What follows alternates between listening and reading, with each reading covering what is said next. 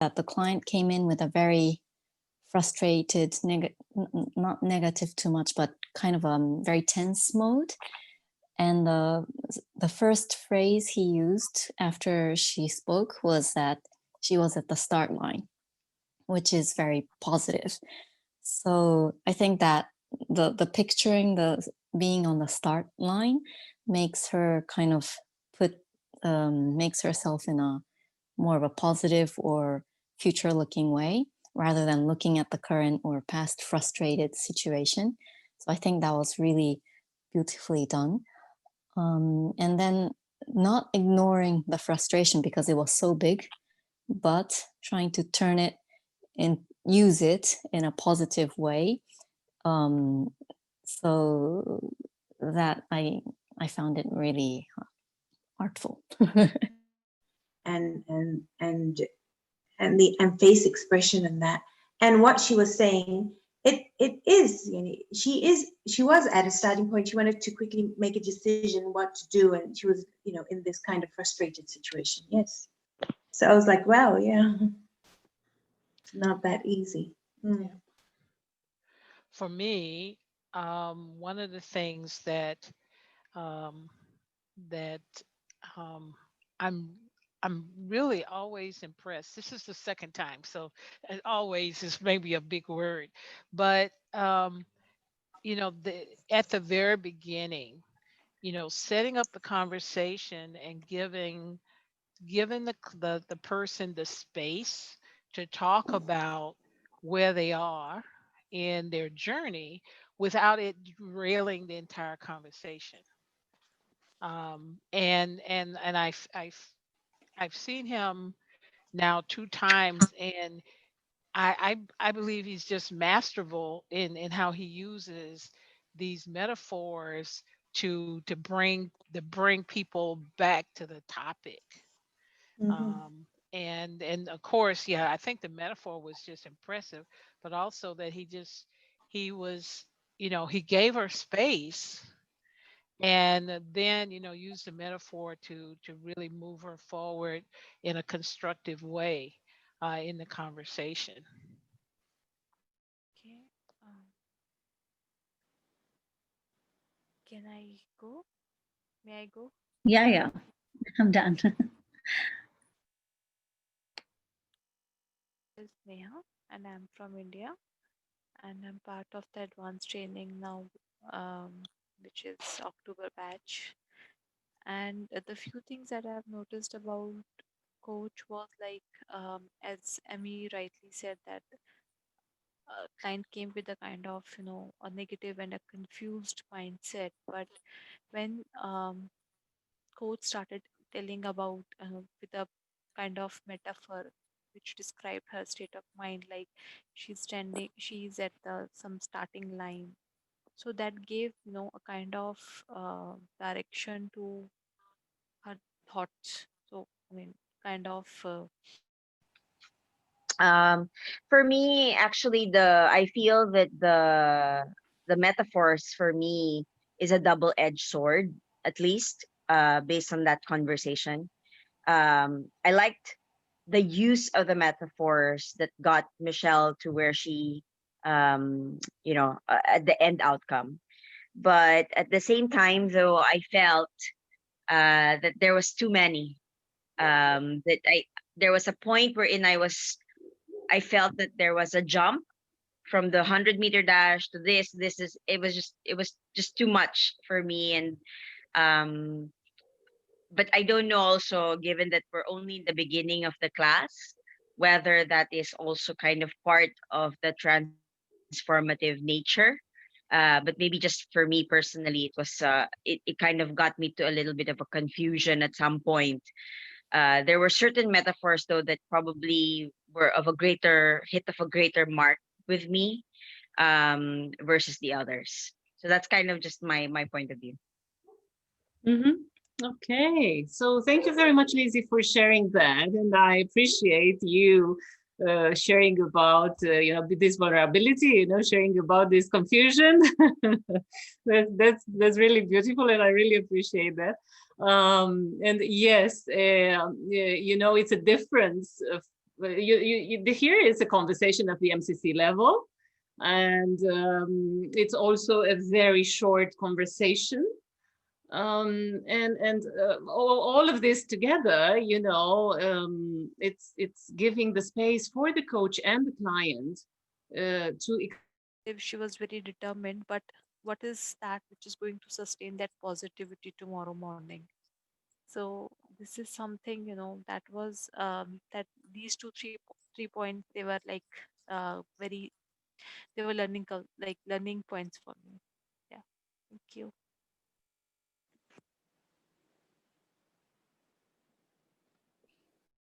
Full way. Yeah, using a more expensive language. Beautifully said.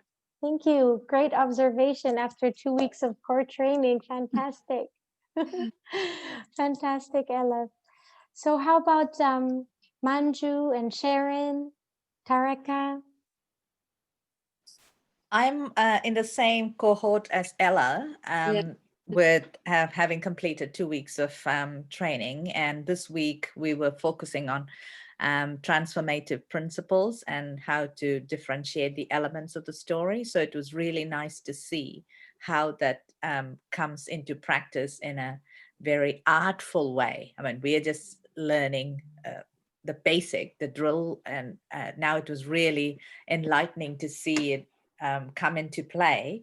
But what, like many of the others have said, the use of metaphors in the right time, the analogies that Ben used kind of help the client heighten their awareness and deepen their understanding of what the situation was without. And so, like I always think like a picture can paint. And I can't really pinpoint the things that he did, but Nehat mentioned about the way he turned things into positive tone, positive way, even from the very beginning.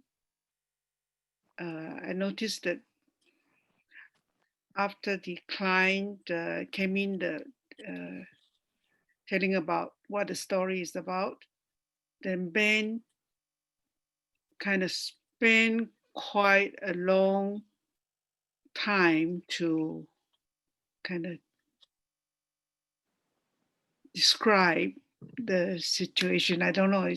It's an effort to bullet, but I think he make an effort to kind of describe how she might be feeling. So that. Okay, the point that when ask the client to check about the client awareness, that he use the question like where are you at this time, at this point of time, to check in the middle of the conversation, and before the end of the conversation, where are you right now, to double check again, and then to ask the different action that do you will make it, you will do it tomorrow, and then to repeat it again, that in the more detail, how can you do it differently. I like that. Yeah, thank you very much, Anand. Yeah, you're very observant. And indeed, the coach was checking with the client, how things are going for her, if she's feeling that is any progress, and she's going in the direction that she wants to go. And in the end, the accountability part, even though it was a little bit touched, but it was touched, on the small step that is possible now for the client, and it was not possible before. Thank you very much, guys. Hi, welcome back to the final hour. So I think this is a time where we get to have our Q&A. So let me set some, not say ground rule, but some good manner. And that's number one. We want to be respectful of our clients who is also here with us. So we do not want to mention the name of the client, the name of our client, but we just mention the client. Now, I will be taking the question as the coach, so you can address to me directly.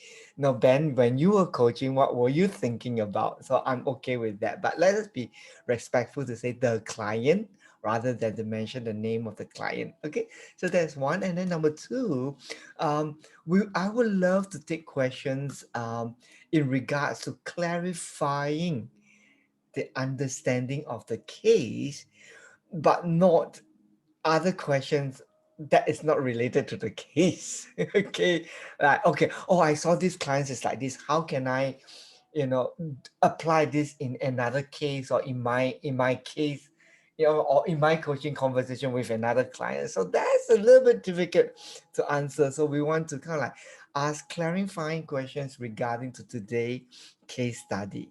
Got it? Great. So anyone? Well, let's just open this up since it's a small, cozy group. Anyone would like to start the ball rolling, to Yes, I will. like, okay, what's your thinking and, about what happened? Hi, Ben. How are you? I Hi, would like to start. Is that okay? and where are you calling from? I'm not very. From Lebanon, from Beirut. Oh, Beirut, great. Are you part of Mhm. our students' body or community? Yeah, Yes, yeah. I'm in the PMA. Yes, Hi, yes, Balsham, right? That's how I pronounce the name. yes, Balsam. Balsham, go ahead. Balsam. Yeah, I just wanted to ask you, as a coach, what clues did you get from the client to create this metaphor, the first metaphor where she's on the starting line of a race? Well, I don't want to kind of say, oh, it's your creativity, but I think a lot has to do with your being creative here. Okay. There's a couple of things that I thought might be useful to know is when you want to create a metaphor, it's not just you had to the good way to create a metaphor is look at the story of the client and pick up some of the major themes first, right?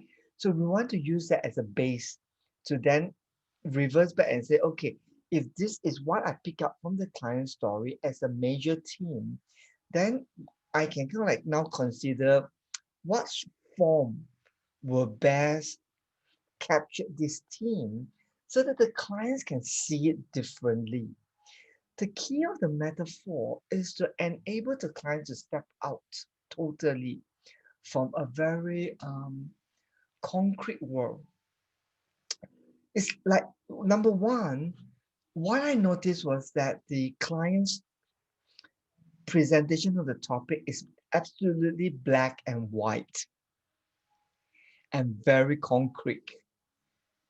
So henceforth, in order to open up the mind, you need to add a lot of colors.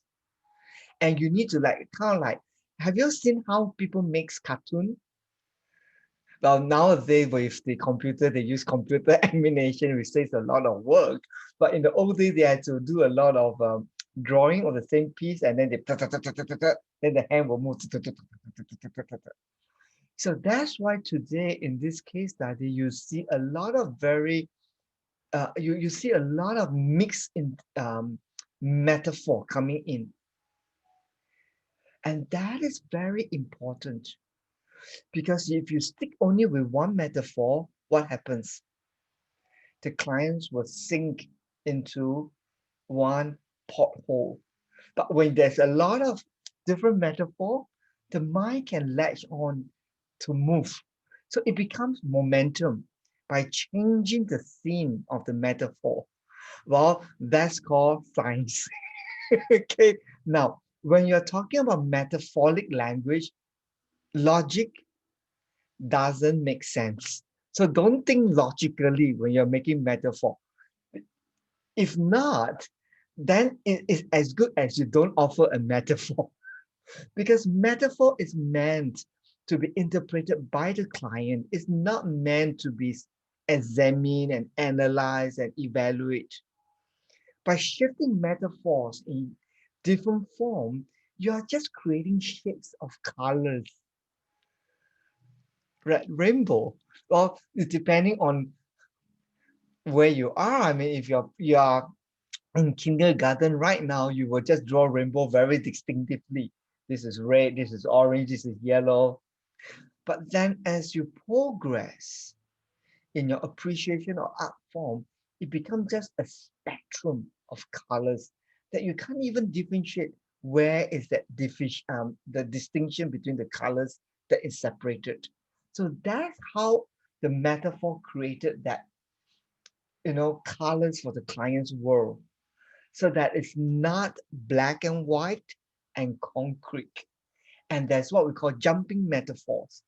It's like when you're watching movies, do you notice the director always change the scene by switching the angle in every 15 seconds? Only lousy, boring director will have one camera looking straight at you for 30 minutes. You understand what I'm trying to say? But we can now create similar effect like a movie in front of the client by the use of the different metaphor, adding different shapes and colors to the metaphor, especially when we talk about the starting line. I took a lot of time to describe the metaphor for the client, because number one, do you notice that the client's topic was it's, it's very little. My name is Ben. I'm from Singapore.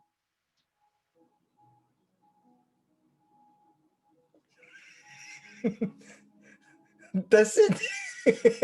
Okay. Thank you. So that's why the metaphor has to be a little bit more elaborative with more dimension, so that now the clients can see, oh, okay, there's a shadow part here. So the clients can really see her own story. So the starting point, why is it the starting point? Well, because the story presented that the client is ready to move forward already. And I also want to capture the fact that you don't feel that this is something light for the clients. It's kind of like the clients is ready to go for it, you see.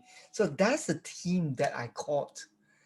And so then I have to go and be a little bit creative to paint a picture for that. So, and that's why I would just say that it's now creativity of like, the sportsman in the starting race. And because I also want to carry out I want to also present, the tension and, the anxiety that is in the client. Now, obviously, you will ask me the next question: how do you know that the client is anxious and all these things? Well, that's where the practice of cultivating skills beyond logic comes in. I literally can feel the client's heartbeat right in this space. Okay, and this is not spiritual or intuitively. Now, you are ladies and you have mother instinct, isn't it? That you somehow inside you just know, oh, something wrong with my baby, I better go and check. How do you know?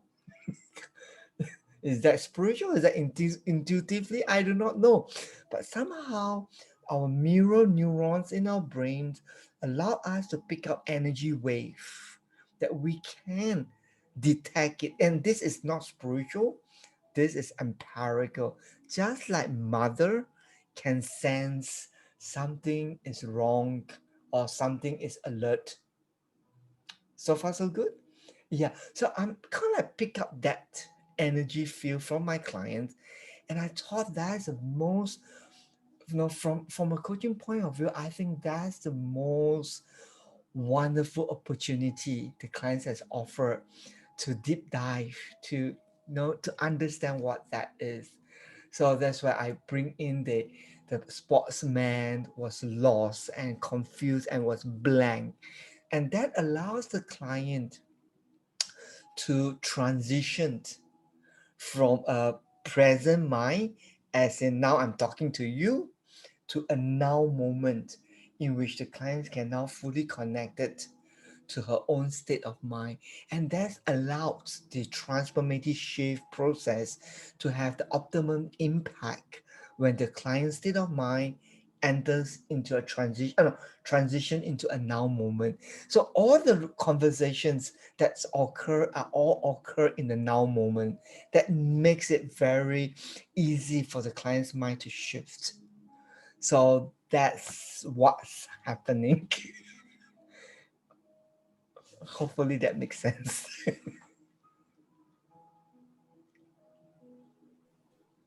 Interesting. Thank you. Thank you. Oh, Maju, would you like to go next, Maju? Yes, please. You know, um, pictures are so powerful and they can replace 1,000 words. And I was so impressed with how artfully you got the right metaphor. So my question is, having trained so many people, in your experience, how long does it take for coaches to start using metaphors? Well, it starts as soon as you're starting it. Okay. No, because I mean, me being a novice, I would like to kind of get the basic right. Refrain yourself. You're not a novice. Okay, everyone Just can started the journey. Yep, you just started the journey, and the good news is start doing now. Okay. Yeah. No, I just wanted to know whether we should kind of hold back and get the basics right before you start experimenting. No, Thank you. no. Start doing it now, but not in the training.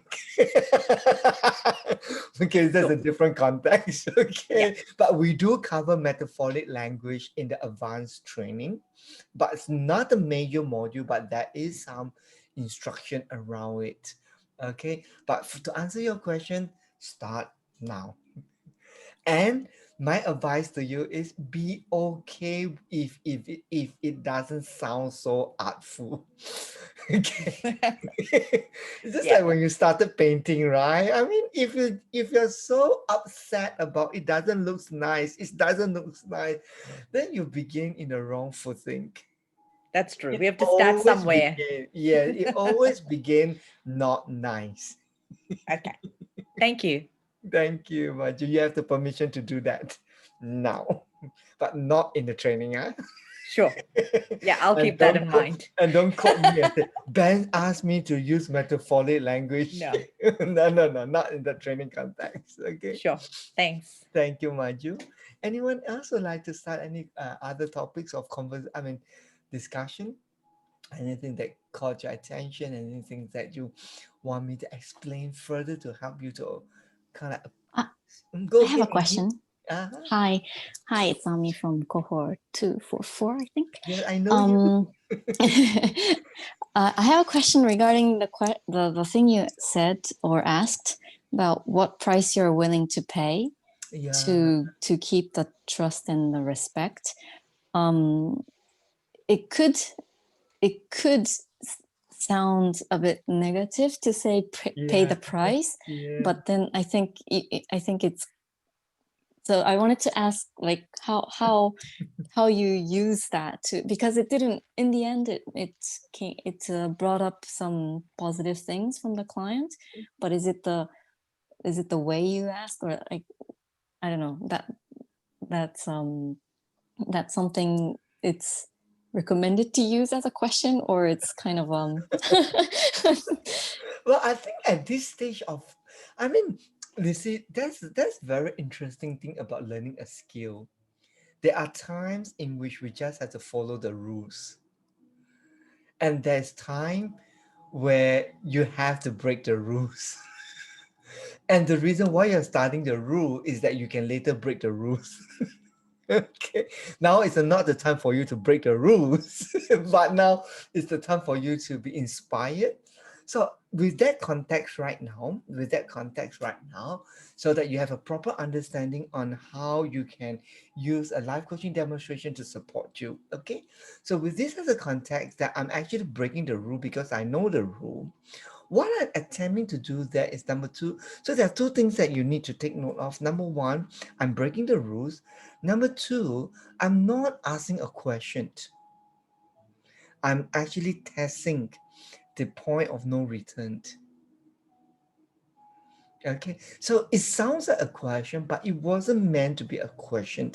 It's meant to be a test. A test for the client to test herself whether what she say or what she wants to be able to do is really standing from a point of commitment rather than it's just a good thought about it. Okay, now the second thing you need to take note that that's a very risky move because anything can go wrong, and then you need to be prepared to hold the clients if the client says, I'm not ready. Then don't worry. If the client says, I'm not ready, let me teach you one simple rescue boat. Interested to learn? So if you test it and the client says, I'm not ready, then wow, acknowledge it. Don't be so sarcastic and say, why are you not ready? No, accept it. That not ready is the best answer for the client.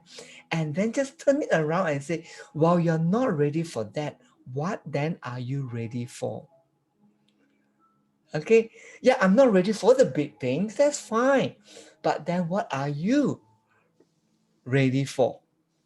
Okay, so that's why you still have the same effect of the clients holding accountability, of honoring whatever the clients kind of like was, whatever that's emerged for the client. Right. So two things. Number one, it's really a risky business. Number two, it's not meant to be a question. It's meant to be a test. Okay, beautiful. Thank you very much. Yeah. Okay. And I always ask this in my first coaching conversation with my client. And that is on a scale of 1 to 10, how ready are you to make change? Okay, so at least there's an agreement that I'm prepared to do something about it. And the beauty of it is having the clients to say it with their own voice that I'm fully prepared for it. And that's the beauty if you have that wonderful space created for the clients and the clients being able to say, I'm fully committed.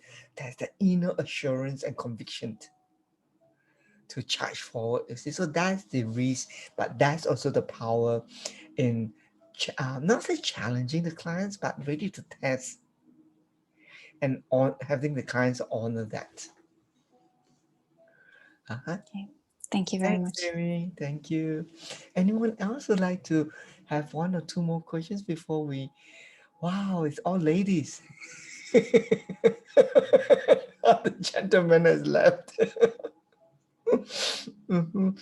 Sharon, I love to hear from you, Sharon. You've been quietly always absorbing. We'd love to hear from you, Sharon. Well, I can say hi, but I'm not sure I have a question. But what's on your mind? What were you thinking about? I'm just soaking it all in at the minute.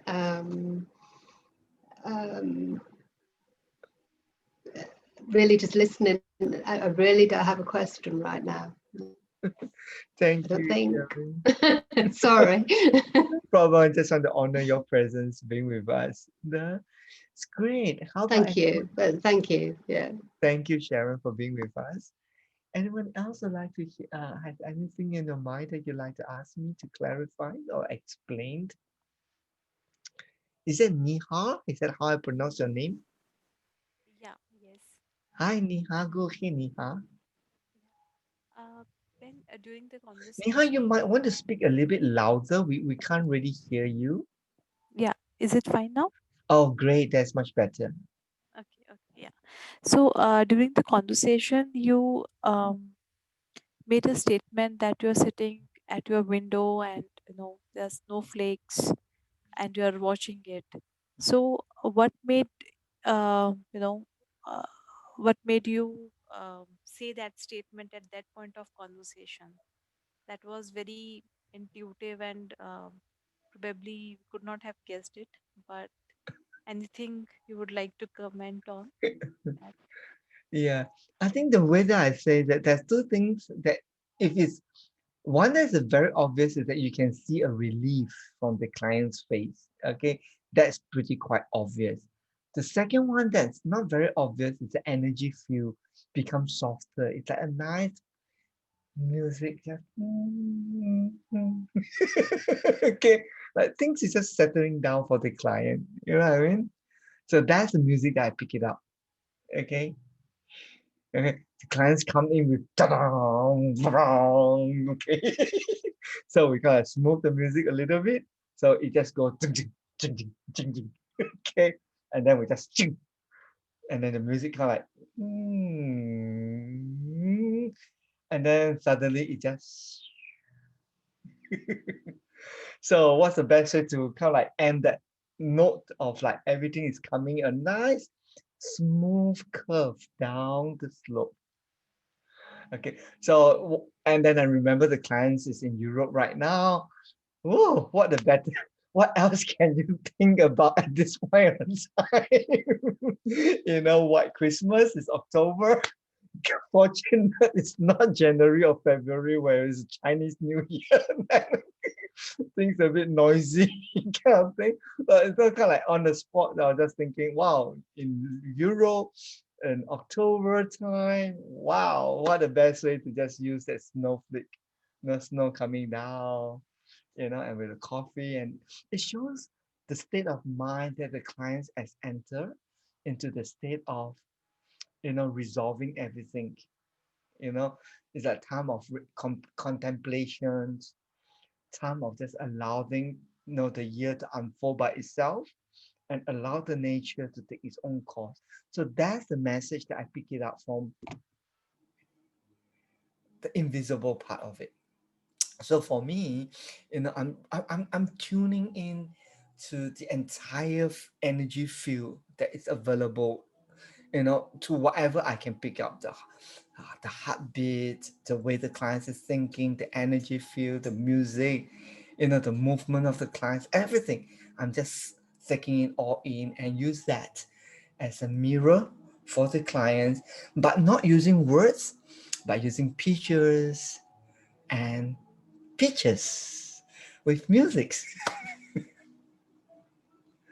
Yeah, that's what I'm appreciating of such a conversation, that it is really, you know, two person coming together, you know, playing the piano.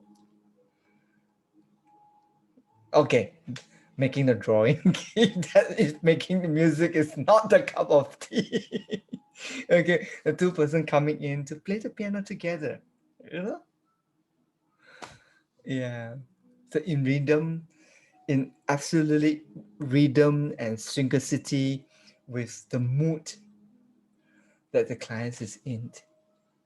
Yeah? Thank you. Anyone else has last question? Yes. Hi, Bao That's yeah.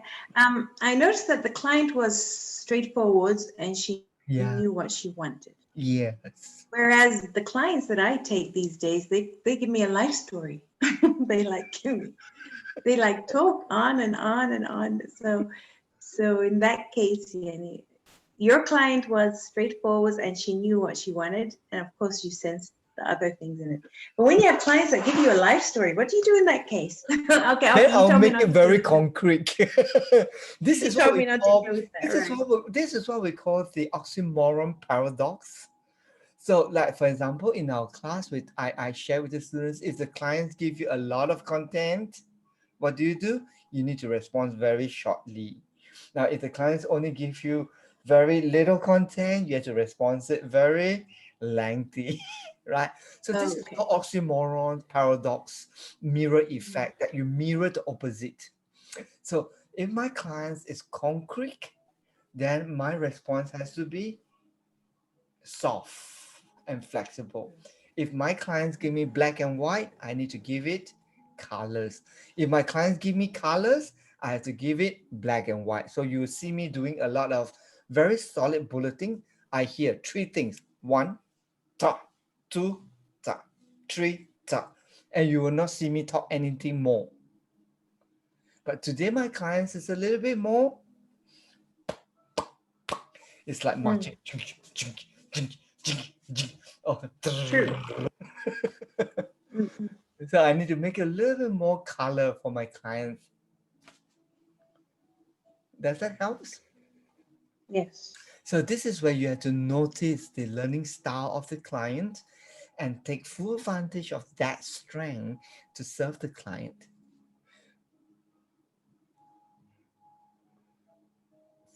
Cool? Yes. Yeah. Yes. So are we all happy for a wonderful dessert? Okay. Remember, the best way to learn in a life coaching demonstration is not to learn the form, but to learn to appreciate the beauty of it, because there is no form. The last thing that we want you to do is to duplicate what you hear and try to apply it in your own conversation. Well, sometimes it works, but sometimes it just doesn't work. Okay, because it is customized to the clients in the moment. All you need to do is to learn the concept and the principle behind. Like for example, the clients comes in with quite a heavy right? So then the best way to do is you have to find a way to smoothen it a little bit. So the best way to smoothen is to build a lot of trust, acknowledgement, and being letting the clients know that they're being heard. Well, there's a lot of good ways to do that. Metaphor or acknowledging the clients. So these are just kind of like concepts of like understanding. Now it's not like teaching you how to do coaching by asking this question or that question. So far so good. Great. So with that in mind, just I want to honor my our faculty who is here with us to say that let them say a couple of words before we end. So as a day, is there anything that you'd like to say to our students? First of all, I'd like to thank you for being for persevering and so curious to learn and staying with us until the very end to the finish line. It's awesome to see this learning spirit. And again, as Ben mentioned, for me, these sessions are like going to an art gallery or a Yeah, museum and really appreciating the artwork that I'm seeing. It's not yeah, so much about how do I put this in yeah, space, but just that act of being able to appreciate yeah. the little bits and pieces that we can take with us. So for that, I'd like to thank the client and I'd like to thank you, Ben, for allowing us to witness this art piece today. Thank you. Thank you. Alina, is there anything that you'd like to say so that we can close the session? Yeah.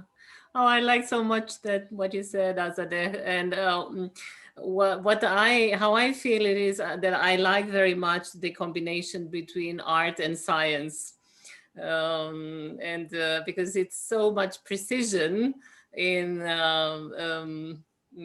behind this artistic, yeah, evolution of the conversation with Ben. So yeah, I really appreciate that, and also I appreciate you that you are staying here and wanting to hear all the explanations and learning. And I think that maybe some of us are forever learners. And yeah, we want to learn all the time and to become better. And Yeah, yeah, I think this is beautiful. well So thank you. done. So everybody